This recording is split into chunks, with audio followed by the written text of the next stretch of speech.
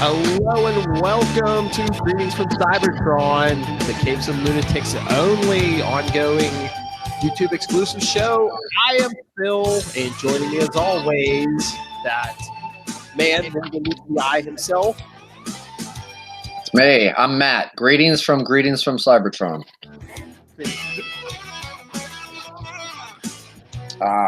Smelling some old comic after the digital scentless. That's right, because tonight we're talking Transformers number 12. Big old 75-cent issue. 50 pence in the UK, $1 in Canada. What is it? Pence in the UK? Pence, yeah. 6 pence, none the richer. Yeah. All right, so should we dive into this thing? Yeah, let's do it. And just as a side note, Transformers were huge in the UK. I haven't read it yet, but I did get one of the Christmas magazines from eBay. Got a good deal, and yeah, but they made hundreds of them, and they only made 80 of the Transformers Marvel books. So yeah, I've never read the UK ones. I still want to read some of those, but yeah, I think that some of them are kind of reprints of comics. At least some of them have the shared covers. But I'm kind of curious. Yeah, some of them do reprint some of the American stuff, I believe. Yeah, it's just that all the Autobots drive on the other side of the road. I don't know. Take a left. Yeah. All right. So do you want to start this issue or? Yeah, I'll give it a shot. The cover is very you got Optimus Prime Autobot killer. You see the whole Optimus Prime with body and all firing down on his compatriots. Mm-hmm. And I guess I have the direct edition. Says more than meets the eye in the box. Yeah. No Spider-Man or anything. And who did the artwork? Herb Tempia? Oh, yeah, Herb Trimpe, the penciler, did the cover. So we open up. It's Transformers Prime Time. 6 miles above the Oregon countryside, the thin air vibrates with a thundering crack of a sonic boom. Baroom! Sonic baroom, I guess, sound effect wise. And then, and to a lesser extent, with the delighted squeal of a high school student's excitement. And then you hear, I assume it's Buster Witwicky. Wow, this is great! Well, I know you said Herb Trimpe, but do you want to do the rest of the credits? Oh, yeah, let's do it. Let's give credits where credits is due. Bob Budiansky, the writer. Herb Trimpe, the penciler. Al Gordon, the inker. Janice Chiang of Quasar fame, letterer. Nell Yomtov, colorist. Michael Carlin, the editor. And Jim Shooter, editor-in-chief. And as we turn to page 2, we see, and inside sits the speeding jet's lone passenger, Buster Witwicky, as he's sitting in the control seat, the pilot seat, thinking, flying Jetfire sure beats driving Dad's tow truck. And how? Too bad I'm not here just for a joyride. The Autobots are counting on me to help them out, and I intend to, since what's happening to me has put me in the unique position to do just that. First, I discovered the head of Autobot leader Optimus Prime held captive by the Decepticons. I trusted him when he asked me to put 2 wires to my forehead. Boy, did I get fried. I didn't stay around long enough to ask Op what he did to me. And, of course, that was issue 6. Thank you, Jim Shooter. Shooter. Later, Bumblebee explained Op had transmitted into my head something called the Creation Matrix. That's the computer program that allows Transformers to telekinetically manipulate and infuse life into ordinary metal. Glad he's explaining this to himself. And thanks to the Matrix, I was able to blow Jetfire to bits with just a thought when the Decepts sent him to kidnap me to get the Matrix back. Bumblebee then told me I could reprogram Jetfire's brain, put it under my control, even give it life if I wanted to. He said that way we could fool the Decepts, let them think Jetfire had succeeded in capturing me. Then when I was among them, I could order Jetfire to free Optimus. but I wasn't certain that my dad wanted me to get involved until he said the choice was mine to make. Of course, last issue. It shows him standing over a smoldering piece of Jetfire. So I used the Matrix to put Jetfire back together and reprogrammed his brain to obey me. And here I am now. Ha! Decepticon Commander Shockwave will never suspect his captive is actually the captor until it's too late. And hear a radio transmission. Crackle. Repeat, this is your last warning. Huh? U.S. Air Force jet fighters? Oh no, I was so spaced out I must not have heard them trying to hail me on the radio. Radar must have picked us up and they were sent to investigate. What do I do now? Hey, Jetfire's taking evasive action as you see him start to loop around in a dogfight type of style. And now he's blasting them. He must have been programmed by Shockwave to do all this in case of attack. And we see him continuing to fire. The planes are going down. The pilots are ejecting out. He's knocking these jets out of the sky like, can't take this spinning, blacking out. Not programmed to consider the frailties of human passengers, Jetfire completes a spectacular spring of dives and rolls as he downs the last Air Force jet. And Buster Witwicky is knocked unconscious. As per pre-programmed instructions, Jetfire resumes his original course, which takes him towards Black Rock Aerospace Assembly Plant Number 1, present headquarters of the Decepticons. As Jetfire breaks in, we break into the big time with Charleston Chew, Sugar Daddy, and Sugar Babies. Get a watch. $5 value, just $2.50. And then inside, and there we see Shockwave. Rumble, since you were responsible for allowing the Fleshlings to sneak by you and take the creation matrix from Optimus Prime, I have decided on an appropriate punishment for you. You see Rumble, a machine, sweating. Yes, Commander Shockwave. It's oil. Oh, okay, there we go. You think? Yeah. Since you seem to need the practice, you are assigned to guard these fleshling workers. And then he thinks to himself, is that all? What a relief. And the Shockwave continues. And if even one escapes while in your charge, please, Commander, I shall do to you what I now do to this jet. Understood? And he picks it up and crunches it. Crunch. And then Rumble continues. Yes. Oh, one last thing, Rumble. Have your gastrotonic system checked. Your head modules seem to be leaking lubricant. See, even there you go. We've noticed the a robot sweating. All right, so Rumble decides whether he can guard the hostages and eat his Newton Fruit Chewy mix-ups. Founded in Newton, Massachusetts. Moments later, in the chamber that holds the head of Optimus Prime, we see Shockwave talking to Soundwave. Your report, Soundwave. As you suspected, Commander Shockwave, there was an eavesdropping device hidden within these walls. This, as he holds up an old school rotary dial telephone. But we can talk freely. I'm using my radio wave jamming ability to prevent its function. Couldn't you just pull the cord out of the wall? Look, could you just pull the cord out of the wall? You see, Optimus Prime Laserbeak was attacked by Autobots seeking to prevent us from taking the fleshling you call Buster Witwicky. Again, last issue. Logically, your followers would have only attempted such a rescue if they knew our plans, and they did by way of that telephone. Now the fleshling is ours. Jetfire brings him here as we speak. And Optimus is thinking the life of an innocent human hangs in the balance. I am to blame. Soundwave, reactivate the phone. I believe the Autobots shall be interested in what I have to say. And meanwhile, a most awesome array of vehicles rushes to the aerospace plant. The Autobots. Hound leads the way, followed by Prow, Gears, Huffer, towing the components of Optimus Prime's form. Brawn, Jazz, Ironhide, Sideswipe, Windcharger, Trailbreaker, and Cliffjumper. From a wiretap built with the aid of their human ally, GB Blackrock, they know Shockwave plans to terminate Optimus Prime's life. They don't know if Bumblebee was successful in keeping Buster out of the clutches of the Decepticons.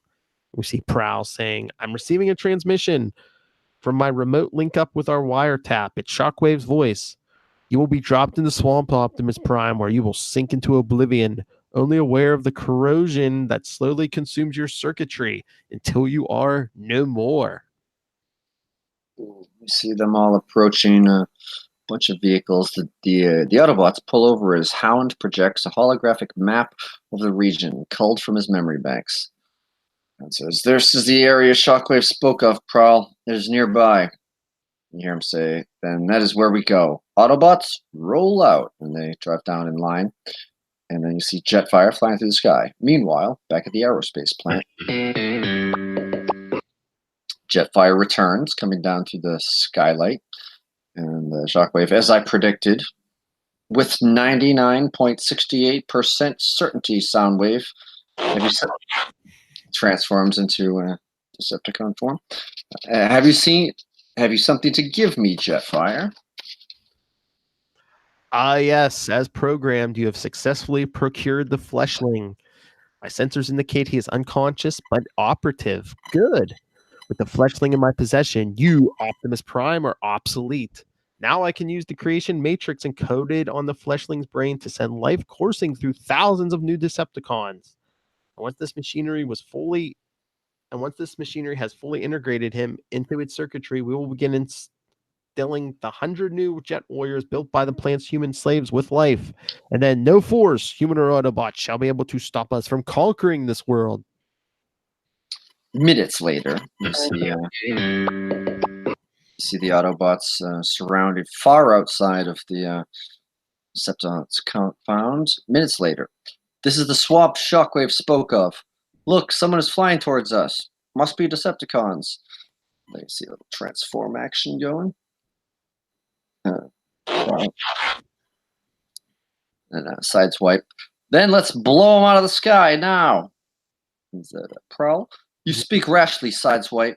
Stay your hand. Can you see? He carries something." And you see he's carrying Optimus Prime's head with the arm type coming out of the bottom, two hands holding it. They drop it into the swamp with a splunch. And we see Prowl saying, "It's our leader. This type of earthen terrain is treacherous. We must grasp each other firmly, form a chain. One misstep can mean disaster." And quickly, before he sinks, as they make the chain, yuck. I think that's Huffer. A little further, Prowl's reaching. "I got him. Good work, Prowl." And moments later, back on shore, Prowl says, "We knew that you would return to us, Optimus Prime. We brought your body with us. And now, within close range, Optimus' head takes radio control of the body and orders the hands to grasp him." And he starts to put the head on and reattach him. And as witnessed by the assembled Autobots, Optimus Prime is whole again. Or is he? And then an extended arm, and Prowl says, "Welcome, Optimus." And then Optimus zaps him with a srack.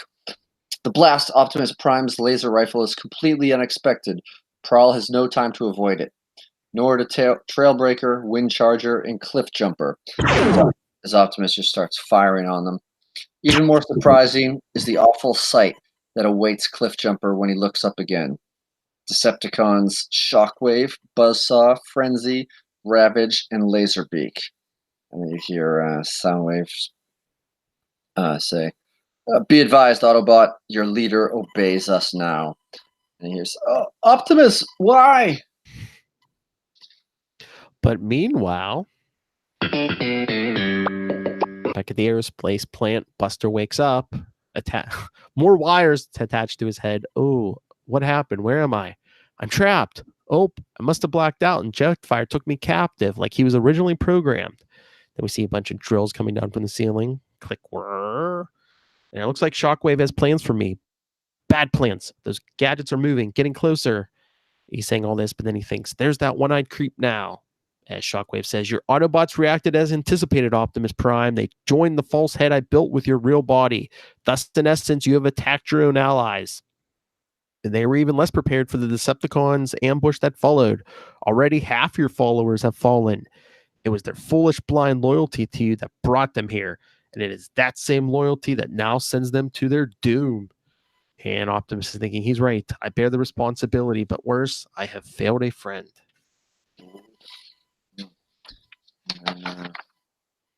Soon, let me see. Oh wait, in the Spider-Man ad, I realized there's a 2-page ad for the mystery of where's the Captain Crunch. Let's get past that. And as for this friend, they see Buster Witwicky with the attachments on his ears. This isn't how Bumblebee and I planned it. The Autobots were counting on me and I blew it. And then he says out loud, huh? Buster's attention turns towards the roof, opening and Jetfire returns. And while landing, transforms to his robot mode. And he kind of has a smile on his face. And then Shockwave says, Jetfire, now that you have lured the Autobots to their doom, there is one more mission you must undertake. Disposal of the original Optimus Prime head now. And then the hand of the unliving Decepticon immediately reaches for the helpless Autobot.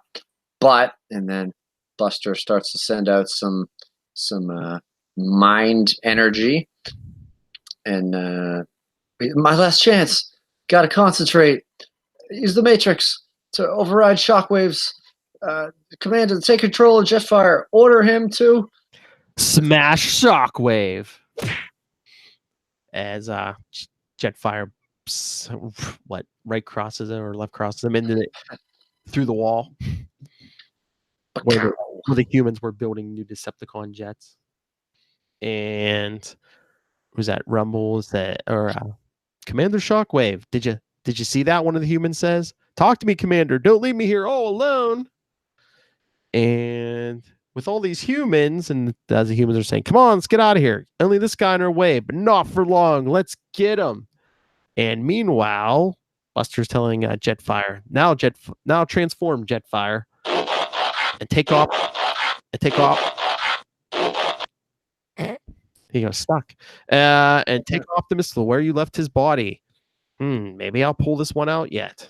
It's gaining confidence. Then we got a big, real cool splash page with meanwhile, back at the swamp. Prowl leads the tattered remnants of his Autobot warriors in battle against the Decepticon onslaught. His efforts are valiant, but ultimately futile. As you see, his part of his hand or his arm, the middle of it is burned off. And then you see the sky, Jetfire flying away. And bearing witness to this carnage is the false head of Optimus Prime, no longer under Shockwave's control. His body stands immobile. There is no spark of understanding as his optical sensors receive the visual input of the flying form of Jetfire streaking towards him. Nor does he exhibit the slightest hint of pain as powerful hands close around his head and rip it from the torso. None of the nearby combatants notice the body of Optimus Prime fling the false head into the swamp. The huge body's arms reach skyward, now under the radio control of the true Optimus Prime. Almost looks like the head just drops on his body. The Autobots all lie in smoking ruins, Shockwave says. We've won! Optimus says, wrong, Soundwave. Silent, slave. I can be silent no more. Boom, he's back. Very well. What is it you want, puppet? And he says, I want you. And he throws a wicked left overhand with a crunch. He just nails Shockwave. And then the avenging Autobot rips a path through the Decepticon warriors like a raging tornado through a grove of trees. And then he throws it a right hand, bonk, until there is nothing left standing. And he goes for a body slam, throws him into the other Decepticons already fallen on the ground. Nothing left standing to oppose him. And then for good measure, gives Ravage a nice kick in the butt with a thwack. Meanwhile, inside the plant, we see Shockwave picking himself up off the floor. I had not figured Jetfire's treachery into my equation. And we see Rumble saying, I'm sorry, Commander Shockwave, but there were so many of them. Optimus Prime, somehow he must be behind the Shockwaves, just going on, ignoring Rumble. They swarmed around me like mechano-gnats. I couldn't stop their escape. I tried. You must believe me. Please don't vaporize me. And Shockwave is saying, Optimus is gone. Commander Shockwave? But I am 100% certain of where he went. And he transforms into his gun mode, blasts through the wall, and Brack. And then the gun shoots through the sky. Kind of looks like a wider barreled the gun from Duck Hunt for Nintendo. Optimus Prime, the gun says, I had not planned on destroying you personally, but now I see it was always logical that I should. Irresistibly logical. Boom, rains fire on him. Optimus jukes to his left, misses it. Your logic, Shockwave, appears flawed to me. And he grabs a hold of it and goes to slam him down viciously on the ground.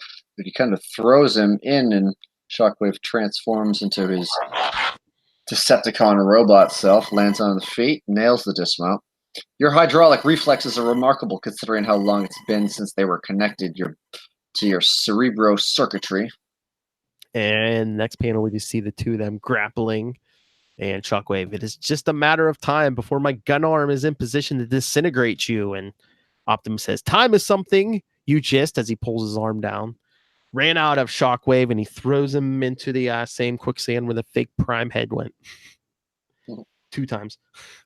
It is the time for Decepticon evil on this planet, and the time for Decepticon evil on this planet is over, too. Your destruction shall mark its passing. And Shockwave is yelling as he's sinking, you haven't terminated my operation yet, Optimus Prime, nor have you prevented the fleshling from giving life to 100 new Decepticon warriors. And Optimus thinking, Buster, I left him in danger, terrible danger, back at the plant. Shockwave's machinery may have already breached his brain casing and drawn out the creation matrix. And then Optimus is standing over them. Blast Shockwave while you can, Optimus. He's helpless. We may never get this chance again. Optimus is just sitting there, hands on his hips. Optimus, why do you hesitate? And then he says, I have something more important to do. I have a friend who needs me. And he runs off. And as you see, Shockwave sinking into the swamp, I guess, of quicksand. Why didn't he destroy Shockwave? He must have had a good reason. After all, he's Optimus Prime. At least he can be certain of one thing. We've not seen the last of Shockwave. No, we have not. But meanwhile, after Optimus has jogged back to the plant instead of transforming and driving there, Optimus comes in and he's like, he's gone, but how? And he looks over. Optimus, Buster, you're all right. Some of the workers freed me, but even when I was still strapped down, I knew you'd come back for me. Thanks. And Optimus says, but it is I who must thank you, Buster Witwicky, for safeguarding the Autobots' most precious possession, the creation matrix. I could not have chosen a better being, transformer or human, to transfer it to. Perhaps it would be best if I took it back now. And Buster says, you won't get an argument from me, Optimus. And Optimus Prime opens an electromagnetic path between his mind and Buster's, and in moments the procedure is completed. The creation matrix once again resides within the Autobot leader. As Optimus tells Buster, you have taught me something of value today, Buster Witwicky, and that is that one human life knowingly endangered by our struggle is one life too many. By the primal program itself, I pray we Autobots have the wisdom to learn that lesson well.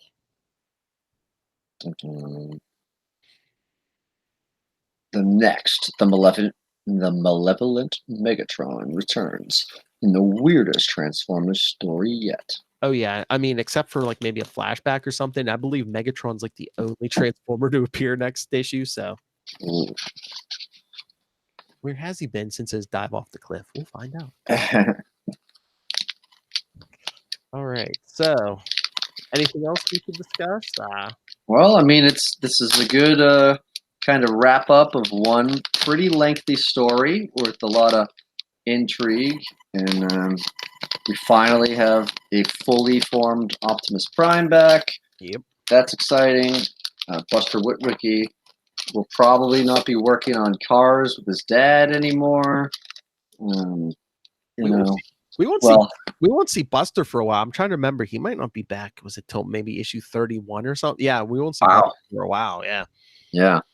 So this is a kind of step into a new direction as we go full focus more on the Transformers and the Decepticons and the world that they now found themselves in without the first thing that really tethered them to the world, which was Buster Witwicky and their relationship coordination before that. So it's I'm excited to see where it goes and to see how things progress. Things are kind of building. Will there be any consequences of Optimus Prime being out of this? How will the Autobots regroup? What do the Decepticons do? How is Shockwave going to get out of the swamp?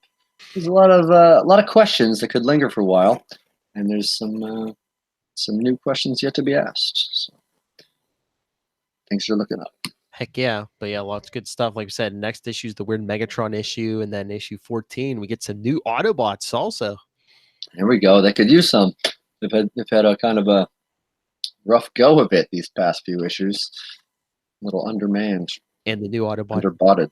And the new Autobots meet a famous human singing performer. So ooh. Find out who. Yes. The answer will hopefully dazzle you. So. It's not Dazzler. I think Dazzler shows up at some point in the Transformers, or maybe she already did, but yeah.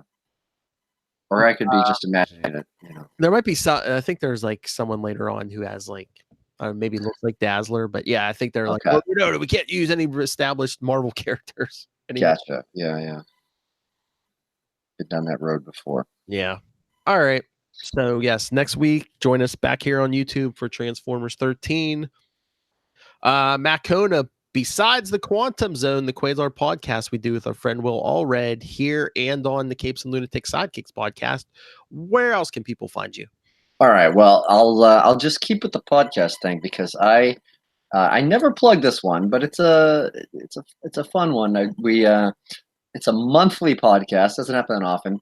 It's me basically hanging out with a bunch of comedians backstage at a local club called Improv Boston during a very weird show called the Naked Comedy Showcase. It's backstage at the Naked Comedy Showcase is the name of the podcast, not just a clever name. And it's a pretty wacky good time. My wife Yelgavish is doing her podcast, Where Are You Really From?, where she interviews international comedians. Those are two very separate things. And you can find me at Matt Kona, MatTKona, all around social media. And yeah, give the Facebook page a like, send me a message, follow me on Twitter, Instagram, all that good stuff. All right. Yeah, you can find me Nightwing PDP. At Nightwing PDP on Twitter. Send your thoughts on any of this Transformer stuff, or listen to the other shows on the podcast and send us your thoughts. capesandlunatics@gmail.com. You can find Greetings from Cybertron on Facebook, on Twitter @GreetCybertron. Or send us a voicemail, 614-382-2737. That's 614-38-CAPES. Use your your secret eavesdropping telephone hookup. Or find all our stuff, work in progress, capesandlunatics.org. All right. Thank you for joining us again, everyone. Come back next week. A bunch of the TV shows have abandoned you for the summer. We won't. Me and Matt Kona will not. So stay safe. Don't get trapped in the quicksand. Keep your head about you. And I'm just saying, don't lose in the swamp. I guess. Don't lose anything in the swamp. Always swim with a friend.